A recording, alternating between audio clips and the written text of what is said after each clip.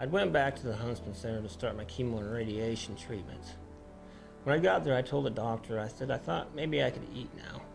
And he said that maybe we should keep the feeding tube in me because eventually with the chemo and radiation treatments, my throat was going to close up to where I couldn't eat on my own anyway. I said that I think I could do it, and I asked him if he'd please just take it out and I'd try it. So he did. I should have listened to the doctor, but I didn't. So the doctor ends up taking out the feeding tube and pulls it from my stomach back out of my nose. I went into the chemo room, looked around, and I couldn't believe all the people that I had seen. Everybody was bald and sick and pale. And I kept thinking to myself, is that going to be me? And the doctor assured me that it would be. I sat down in a chair and he put an IV in me to start the chemo drip, which took 4 hours every single day.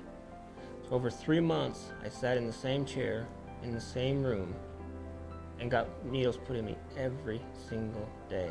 I got 2 days off a week, Saturday and Sunday. When I finished up with my chemo treatment, they took me downstairs in the elevator. I went into the radiation chamber.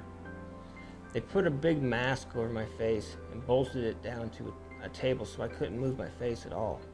They said it was real important that they got the target area with the radiation machine. They took a big plastic mask and put it in hot water. It was boiling. I remember I could hear it. They then laid it over my face and said, this is going to burn for a second, but we need to mold it to your face. So they did, and it did burn. They took and sat there for a couple minutes till it cooled down. Then they finally took it off my face, and I looked over at the mask, and it was a perfect mold of my face.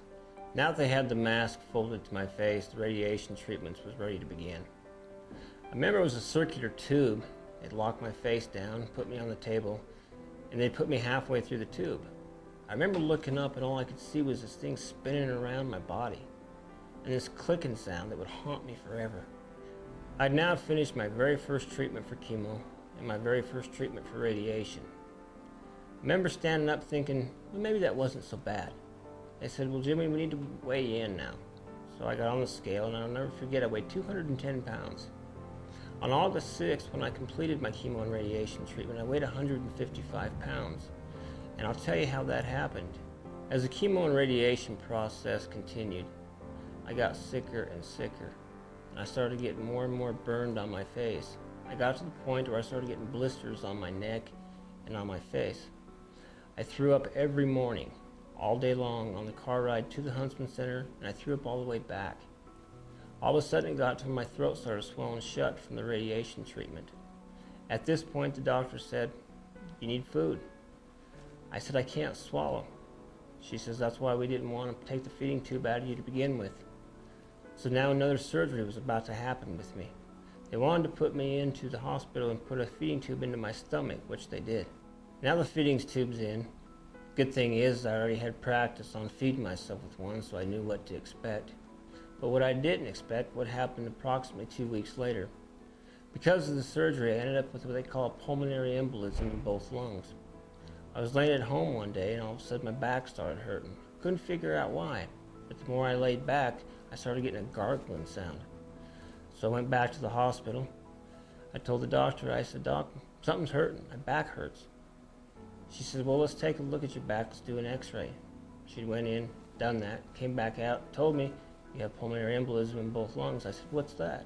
She said, that's a blood clot. I said, what do I do now? She says, you're going to be admitted to the emergency room immediately. Now I'm lying in bed. I'm not even able to take myself and walk in to chemo and radiation treatments. Somebody has to push me in a bed downstairs every day to put a needle in my arm to get chemo, take me over to the clicking sound of the round tube to get my radiation. The thing about chemo is it's not just killing all the bad cancer cells, it kills everything. Now you can't heal, you can't fight illnesses. It's horrible. On August 6th, I graduated from chemo and radiation treatment. I remember my friends and family were so excited that I was done, and I was so scared. They couldn't understand why. The fact of the matter is now I had to return back to Wyoming as a cancer victim, sick. I looked so much different, I'd lost so much weight. I weighed 155 pounds now. After I was home for a while, I don't remember exactly how long it was, but it was a while. I finally got to the point where my throat had relaxed, the swelling had went down, and I could start eating normal food again. So, once again, back to the hospital for the emergency room so I could have the feeding tube removed from my stomach. Now I started eating normal foods, but the strange thing was I no longer had taste. The radiation done a couple things to me. One, it killed all the taste buds in my mouth. I couldn't taste food anymore. Two, it killed all the salivary glands. I couldn't even produce saliva. Here I sit today, over a year later, still struggling with the problems that were caused from cancer. I'm still trying to taste, slowly coming back. I went to the doctor a while back and I asked him when I'd get my salivary glands, when they'd start working again. He said they'd never come back.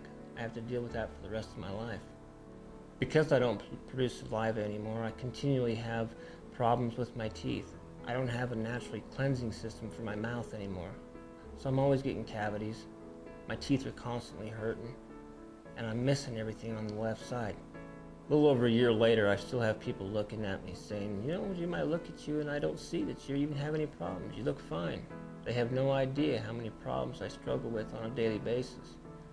My loss of energy is huge. I'm constantly struggling for energy, constantly sick. My teeth constantly hurt. My mouth constantly hurts. The pain is horrible. I had surgery, everything from my shoulder to my forearm to my mouth to my leg. I'm no different than anybody else. I had dreams, goals, things that I was shooting for too. Now I have to strive to live. It's not a way to live, I promise you that, and it's not worth it. If I could look back and change anything, I'd stop smoking, I'd stop chewing. It's not worth it. And I kept thinking the whole time, as I look back, didn't think it would happen to me, but it did. The purpose of me sitting here talking to you today isn't to scare you. It's to give you the facts and reality of what tobacco products can do to you and how addicting they are. If I could direct anything to the legislature, maybe we could be raising taxes, trying to keep the tobacco products out of the youth's hands, quit the sponsorship of these family events, stop the promotion of tobacco products. I don't think any of us have the single solitary answer of what to do, but I think we do have an obligation to do everything we can to keep tobacco products out of our kids' hands.